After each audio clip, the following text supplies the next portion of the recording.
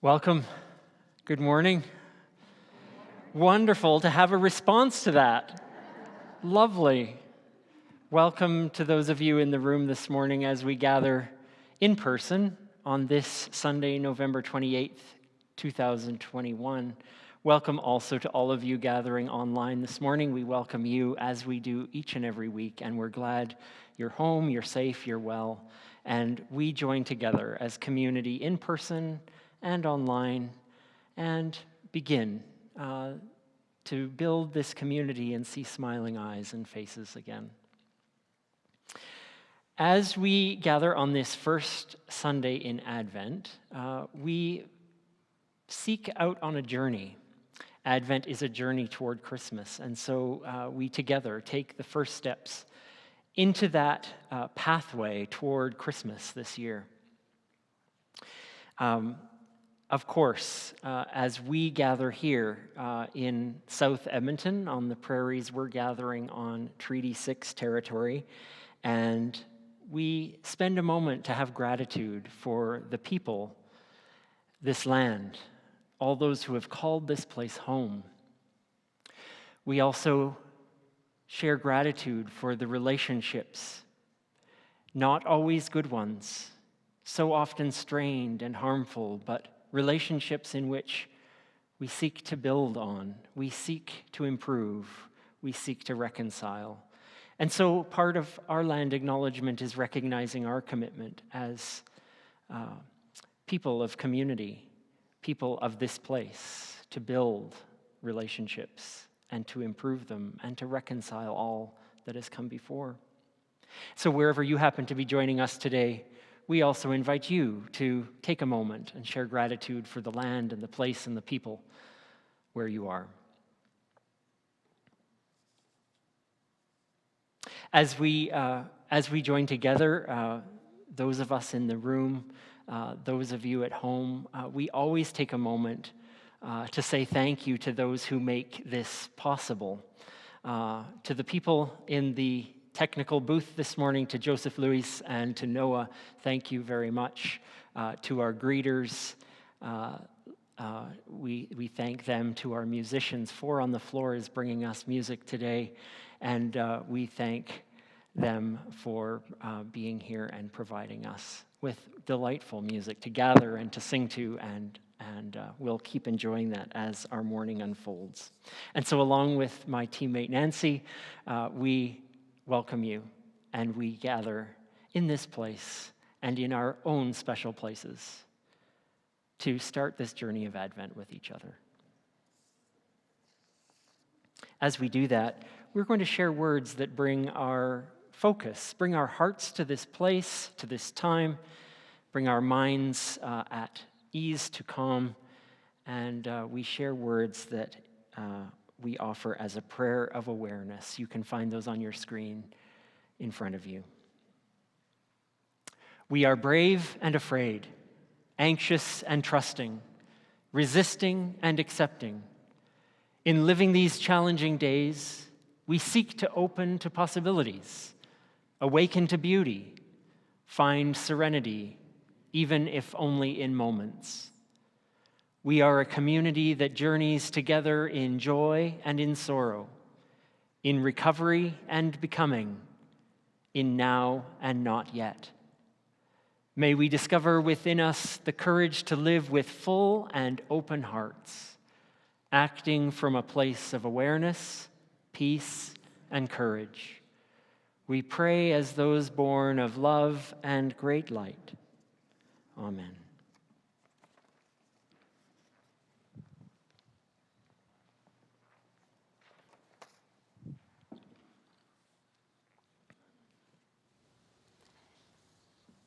It's not a time for slouching. It's tiptoe time. It's the start of a new season, a season of preparation and possibility, and it asks something of us. As we make our way through the dark December days toward the great festival of light, towards the celebration of winter solstice and Christmas, the seasons of light returning It's this season of Advent that prepares us for more light, and it invites a posture of watching, a time for wakefulness, a season for noticing, for paying attention to all that is, to beauty and ugliness, to kindness and thoughtlessness, to the simple and complicated moments that shape this time that is now. So as we begin this Advent journey, we here light a candle and invite you to do so at home, those of you who are joining us online. We light a candle for the posture of watching.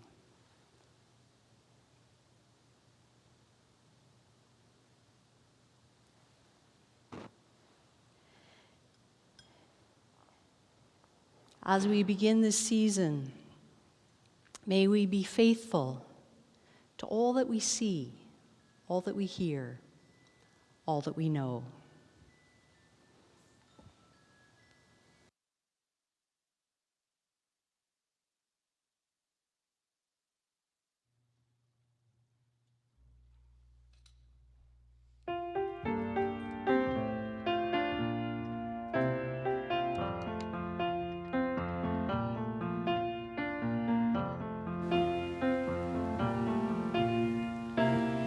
We are waiting now for the coming of a new day.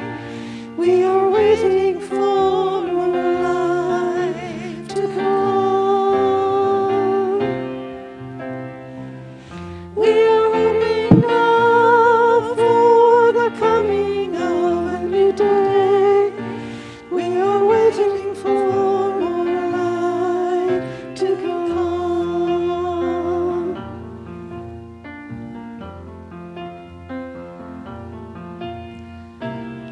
We are hoping now for some calm within the fray. We are hoping for more light to come. We are hoping now for some calm within the fray. We are hoping for more light to come.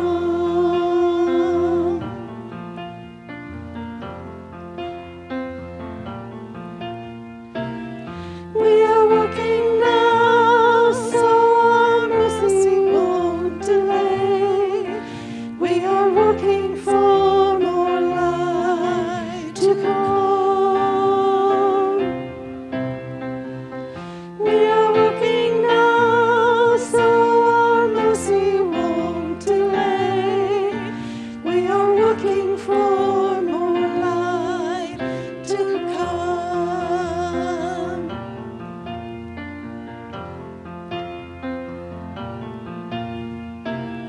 There'll be a just day in a world that's gone astray. We are waiting for more light to come.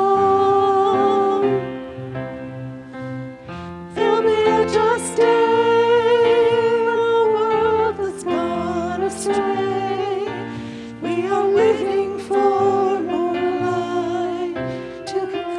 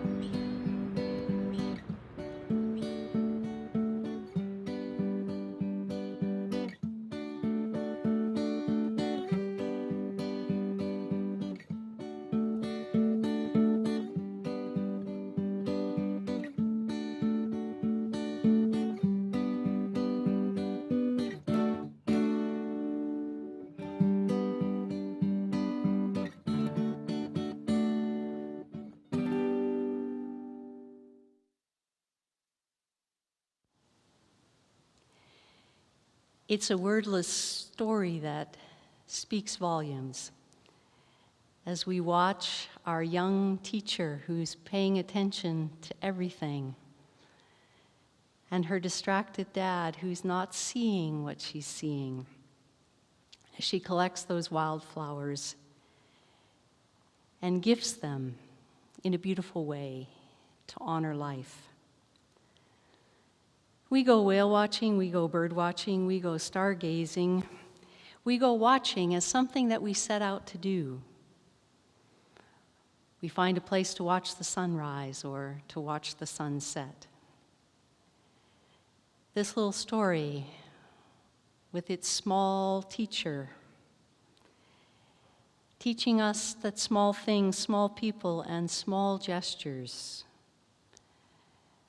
quiet ways to find joy in just watching. Watching. A way of making our way.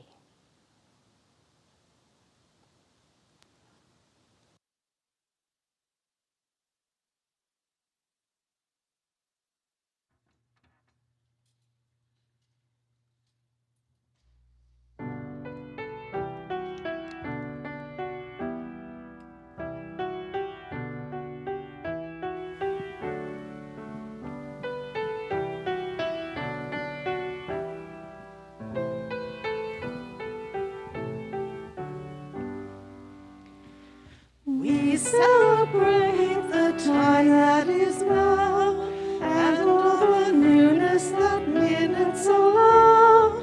We are alone and have presence of mind to feel the longings that move humankind. We celebrate the time that is past, and all the values and thoughts that will last. May we all stagnant tradition ignore, leaving behind things that matter no more. Anticipating the day that will come, and all the change that will happen in time. As we prepare for our future, we will hallow our doubts and redeem our fear. May we be faithful of thoughts that delay, faithful in all the affairs of today. We cannot live by playing it safe. We can let now be the time of our life.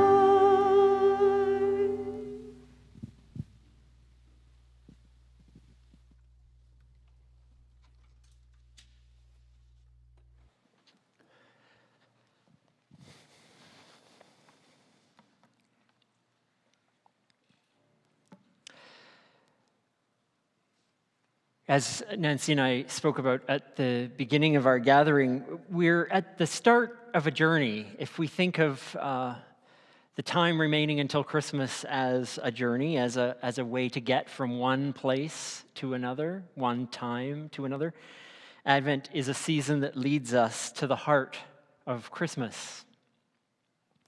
And through these 4 weeks, we'd like to take this journey through some postures of the season. How do we make more meaning of this season than simply decorating and gift buying and baking and all of the things that we need to do? How do we get from here to Christmas in a way that feeds our spirits and calms our minds and strengthens our hearts, so that no matter what task we're doing it intentionally with a way that we're putting one foot in front of another to get from here to Christmas.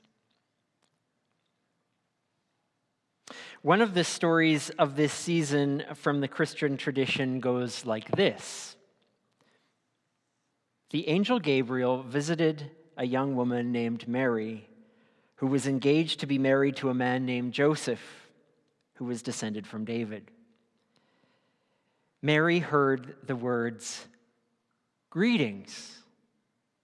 You are beautiful inside and out, favored and blessed. You are important." And at hearing this, Mary was thoroughly shaken, wondering what was behind such a greeting. And she heard reassurance. Mary, you have nothing to fear. You will become pregnant and give birth to a son and call him Jesus. That comes from the very first chapter of the Gospel of Luke, starting at verse 26. And then the story goes on.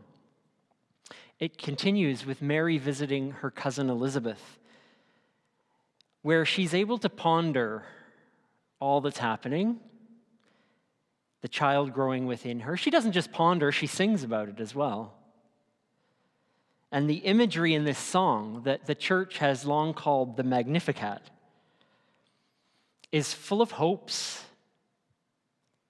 but also full of danger about what this child will bring to this world, both hope, danger to him and to those around him. We hear about things happening as Mary sings. We hear about the poor being fed. But along with that, we hear about the rich being sent away empty. We hear about the proud being overthrown and the lowly being lifted up. We just generally hear about the great reversal of fortune that would come as a result of the child that Mary was carrying. These are not necessarily comforting thoughts for an expecting parent to sing about. It's a mixed bag, isn't it? The hopes for this child, but also the worries. If this is how the story of working our way toward Christmas begins, with hopes and fears of a young mother, I think that maybe we can also, sort of like pilgrims, follow a similar path. With both our hopes and our dreams, and our burdens of fears of all that can harm and all that can betray the sweet young dreams that may be before us on this path as we walk it.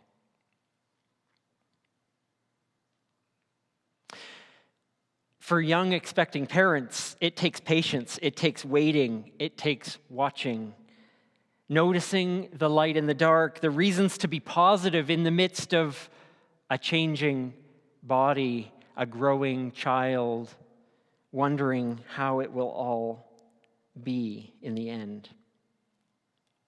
This is a parent's job. If we all saw only the danger and felt only the fear, I wonder how many would want to be parents at all. But the job of a young parent is to see beyond and deeper, isn't it? We can be worried. We can be stressed about what is to come and how it will be. But the job is to be on notice for the signs of hope as well, to nurture those dreams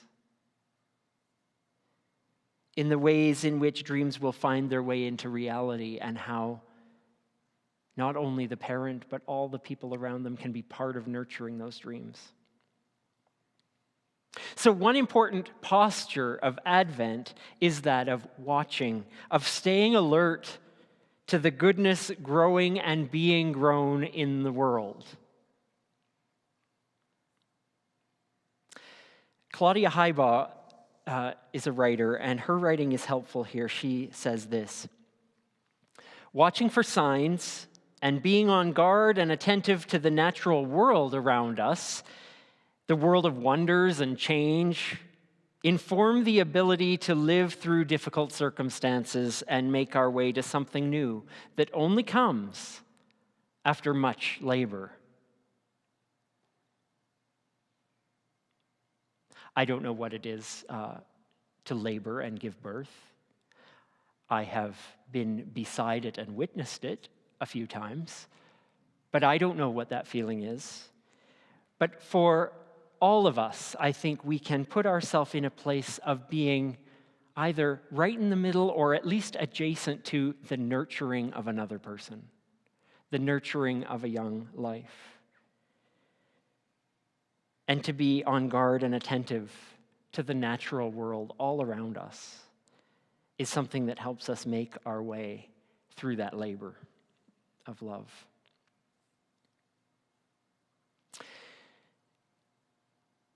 So before we start thinking, okay, start of Advent, we're going to be watching. We're watching for hope. We're watching for good things and nurturing things. We also have to watch that we don't do that because we've put our rose-colored glasses on and that we just refuse to see everything else, that we only focus on the positive. We can't just put a happy spin on everything and march our way forward. I think we can, with eyes wide open, acknowledge the deep trauma and the wounds in our world while still believing in working for something better. Knowing that it's possible to work toward a world as it could be. I think of Mary's song. She's singing about hopes and dreams and wonderful things that will happen as a result of a new life growing and working in the world, but also the fears of what that means. What does it mean for the poor to be lifted up and for those who have to be turned away empty? There's danger in that. And Mary knows that. Mary acknowledges it. Just like we too will acknowledge both our hopes and dreams, also the fears and dangers. It reminds me of a great scene from The Lord of the Rings, The Two Towers. There's a lot of Lord of the Rings movies, and way too many perhaps. But anyway, this is the second one. And this movie, if you don't know it, is essentially about two friends, Sam and Frodo, best friends for all their lives, who are on this epic and terrible journey. They have to take this ring that has great power, and because if the wrong hands got hold of this ring, it would be the end of all goodness in the world. They're off to destroy it. They have to journey to the center of darkness and evil, into the heart of Mount Doom, and drop this ring into this basically volcano, and that's the only place it can be destroyed. So these two friends, young, small, hobbit people, are off on this terribly difficult journey. And it's just the two of them facing one life-threatening obstacle after another. And at his lowest, Frodo, the ring bearer, the ring carrier, Frodo, he is on the verge of giving up and wondering, why continue this terrible, challenging path? And he gets encouragement from his ever-faithful friend, Sam. And so we're going to watch a little clip of this movie. We in the room are going to watch a little clip of this movie. You at home, either you'll find it with the link that's been provided to you, or you'll read about it on your screen. And we'll see Sam and Frodo and the encouragement necessary in a difficult, challenging time.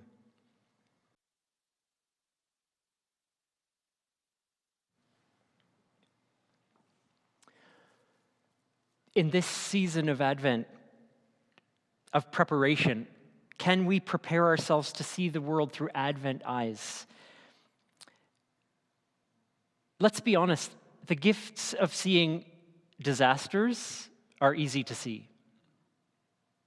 The deficits of time, of money, of kindness and love, those are easy to report on.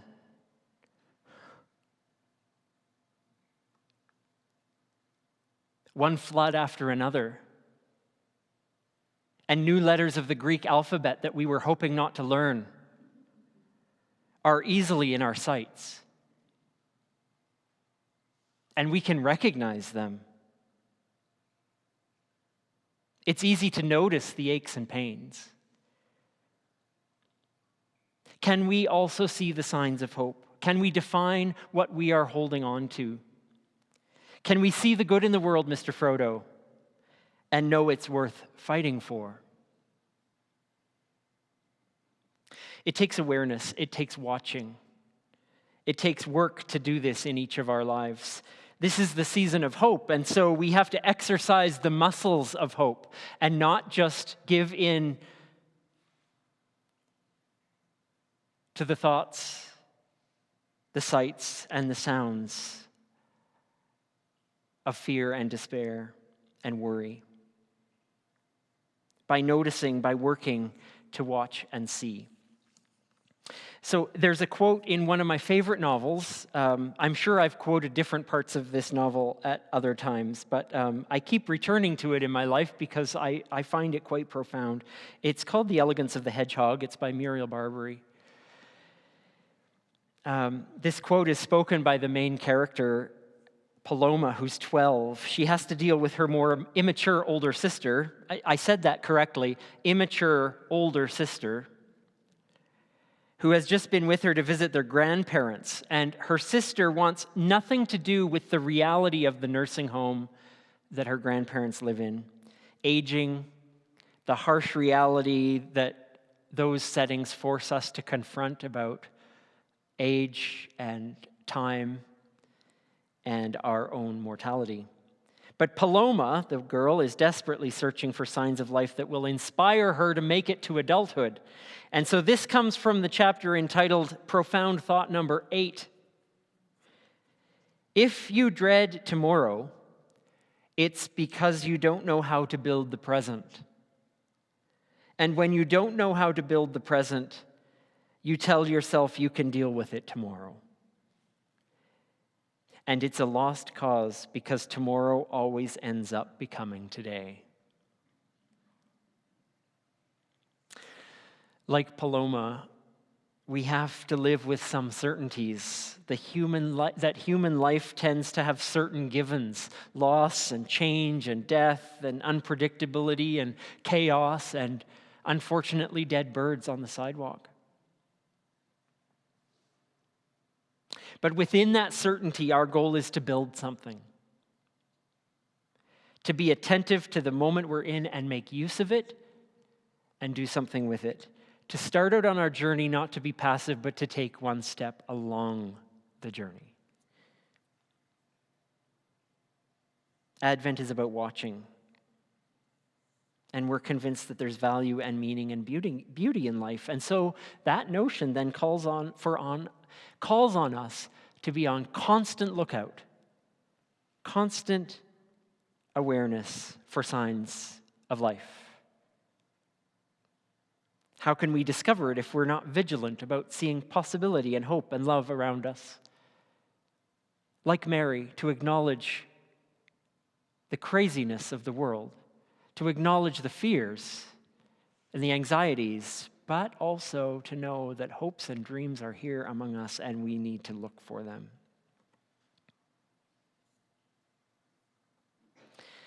Neil Pasricha has discovered the wonder and value of all of that. Many of you might know some of these books, or at least part of them. These are amazing books to just pick up and read for 30 seconds, or to plow your way through all of them because they're so delightful. The Book of Awesome was his first, and he since has numerous others, including a journal, which is, an amazing end to that series of books. It's an incredible look at the power of attentiveness. His list of awesome things is enough to inspire your own. I guess maybe that's why he's put out a journal. But listen and appreciate just a few that I picked out from them because maybe they spoke to me. And these are his section titles. I'm not describing them as he does, but even just reading the titles is amazing. Multitasking while brushing your teeth. When you pull up to a red light and the person in front of you nudges up a bit so you can make a right turn. I love it when that happens. How about this? Wearing clothes just out of the dryer. The sound of scissors cutting construction paper. Thank you, Mr. Dressup, for that very fond oral memory for me. How about a long hug when you really need one? And one that's good for this season coming up, peeling an orange in one shot. Yes. Our job on the way toward Christmas is to be awake to constant glimpses of all that's entirely beautiful, all that's sacred and amazing. By watching and being attentive, like Mary, like Frodo, like Sam, like Paloma, we work every day at noticing it, and then building it and creating it and making it so in our lives and in those around us. That's what we're made for building the present. So we'll get on with doing it, watching carefully, watching closely for the signs that will help us on our journey in so many ways.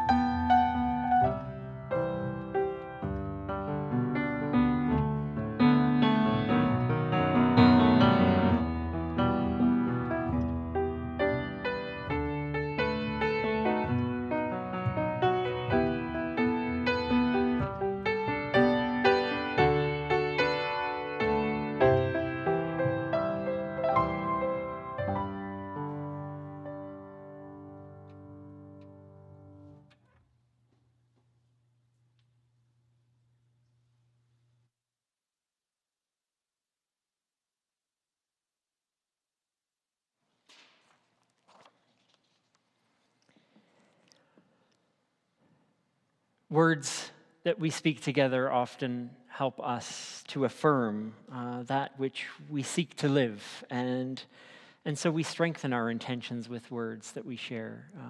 Invite you to speak them aloud or to hear them as I speak them or to read them. Whatever way helps these words and these intentions to make their way from our hearts into our hands in the coming days.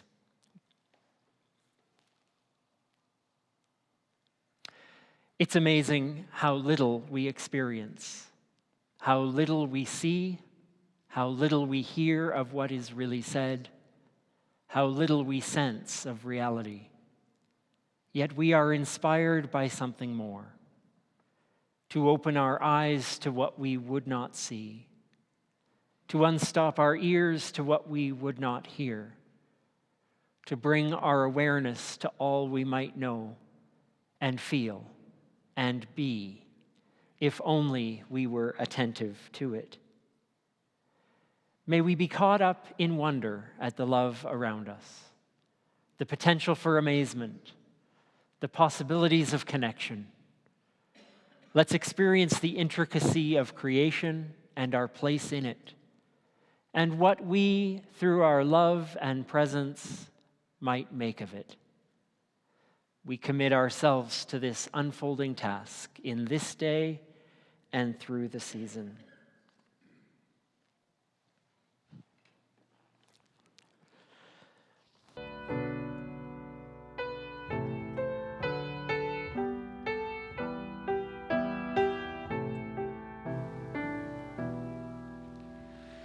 Oh, come, life's dawning burn within my soul.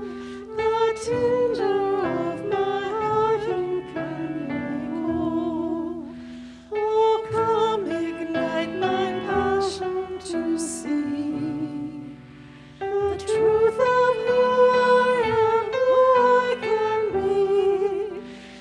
Rejoice, rejoice, to feel it farewell, that light may come within my heart to dwell. Oh, come, life's beauty, come amongst and cheer our spirits by your radiant presence here. Oh, come, ignite our passion to see that we can live in peace and harmony.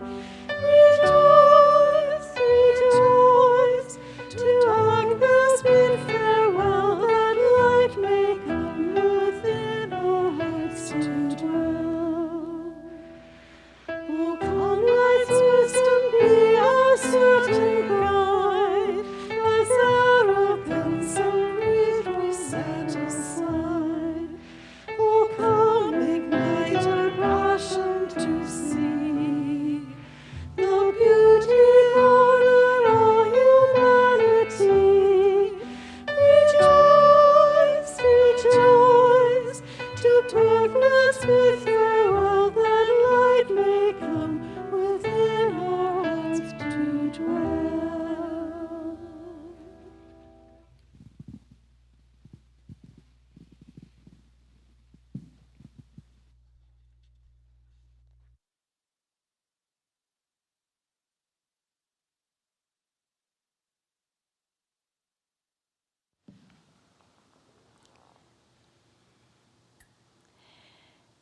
We are creatures of light and darkness, shaped by all that we pay attention to, all that we attend to, all that we give our best energies and best thoughts and best heart to, what we look for. It may seem as though we extinguish light in blowing out this candle, but really we are just changing the light from one form of energy to another, changing the light from flame to smoke. Even as we change our posture toward this time, toward this day, even as we shift into the posture of watchfulness, wakefulness, attentiveness. And so we go into this day to pay attention to all those small and great things that invite us to notice, and having seen, to act. And so we go, keeping one another safe, keeping one another watchful, keeping one another company in this journey we make in this Advent season.